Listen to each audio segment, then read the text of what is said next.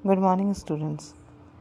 जैसा कि आप सब जानते हैं कि आज ये जो वीडियो बनाया जा रहा है, इसका यही ऑब्जेक्टिव है कि देखा गया है कि कई बच्चे जैसे जब बोर्ड एग्ज़ाम पास आने लगते हैं वो डिप्रेस होने लगते हैं। या तो उन्हें ऐसा लगता है कि जितने सब्जेक्ट्स हैं उनको कैसे कवर अप करें, कई सब्जेक्ट छूट जाते हैं, कई सब्जेक्ट आप अच्छे से कर पाते हैं और शुरुआत कैसे करें, कब करें और किस तरीके से करें कि अच्छे नंबर लेकर आएँ। इस वजह से आप थोड़ा डिप्रेशन में जाने लगते हैं और फिर आपको ऐसा लगता है कि कर ही नहीं सकते, इसलिए आप पढ़ना छोड़ देते हैं। आज एक कोटेशन के साथ अपनी शुरुआत करेंगे। जिस तरह आप देख रहे हैं इसमें ये लिखा हुआ है, लक्ष्य वही सही है जो आपको सोने ना दे।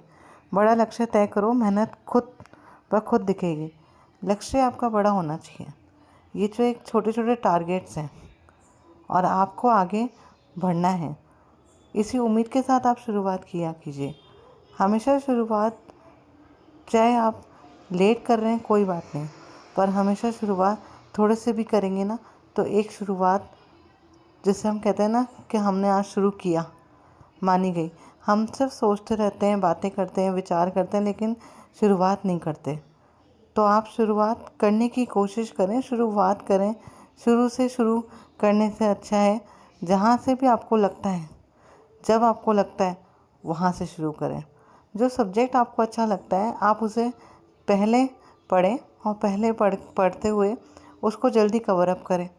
इससे ये फ़ायदा ये रहेगा कि वो चैप्टर आपको इजीली समझ में आएगा और फिर जैसे जैसे आप उस सब्जेक्ट को कवर करेंगे वैसे वैसे आप उस सब्जेक्ट के लिए टाइम दे पाएंगे। जो सब्जेक्ट आपको टफ़ लगता है या आपको लगता है कि इस सब्जेक्ट को हम कवर करने में हमें थोड़ा और टाइम चाहिए होगा, जैसे आपका सब्जेक्ट है इकोनॉमिक्स, जैसे सब्जेक्ट आपका अकाउंट्स में बहुत प्रैक्टिस की ज़रूरत है, तो अकाउंट्स को भी आप ध्यान में रखते हुए प्रैक्टिस टाइम छोड़ते हुए आगे बढ़ेंगे। थ्योरी अगर इकोनॉमिक्स में है तो थ्योरी को अलग करेंगे और डायग्राम्स में अलग प्रैक्टिस करेंगे। तो हर सब्जेक्ट का अपना एक क्राइटेरिया होता है, अपनी एक स्ट्रैटेजी होती है जो आपको बनानी ही पड़ेगी।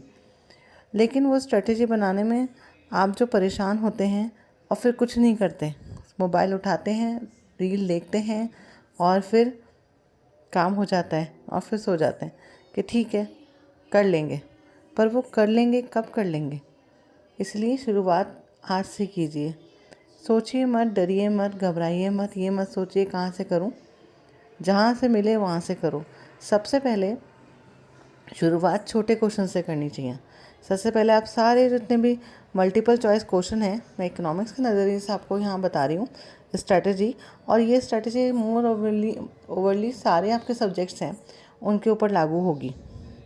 जैसे आप शुरुआत करते हैं वैसे ही अपन क्या करेंगे, सबसे पहले आपको शुरुआत करनी है छोटे क्वेश्चंस पे।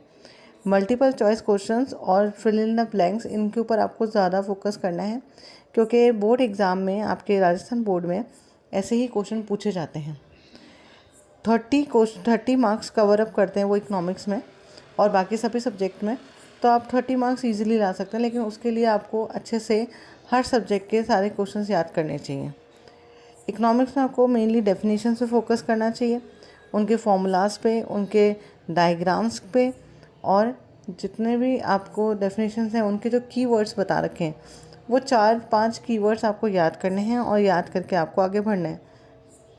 आसान सब है पर आसान राह आपको बनानी पड़ेगी। राहें तो मुश्किल होती हैं लेकिन आसान उसे हम बनाते हैं, और आसान आपकी मेहनत बनाएगी, आपका डायरेक्शन बनाएगा। अगर आप सही डायरेक्शन में नहीं है तो फिर आपकी राहें भी क्या डिफ़िकल्ट होती जाएंगी।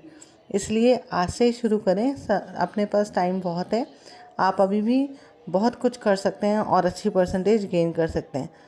तो मेरा आपको यही कहना है कि आप डिप्रेस मत होइए, आप परेशान मत होइए, उलझिए मत, मोबाइल को छोड़ दीजिए कुछ टाइम के लिए।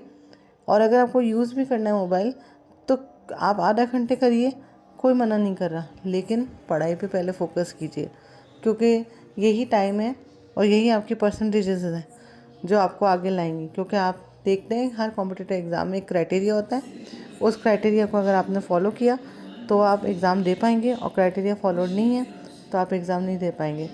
तो हमें अपने लक्ष्य को जब प्राप्त करना है तो हर मुश्किल का सामना करना है और शुरुआत आज से ही करनी है। तो मैं ये सोचती हूँ कि हर बच्चा जिसके पास ये वीडियो पहुँच रहा है वो बच्चा डरेगा नहीं, घबराएगा नहीं, एग्ज़ाम से लड़ेगा और अपने जितने भी डर हैं उनको से लड़कर और एग्ज़ाम में अच्छे नंबर लेकर आएगा। Thank you so much. नमस्कार।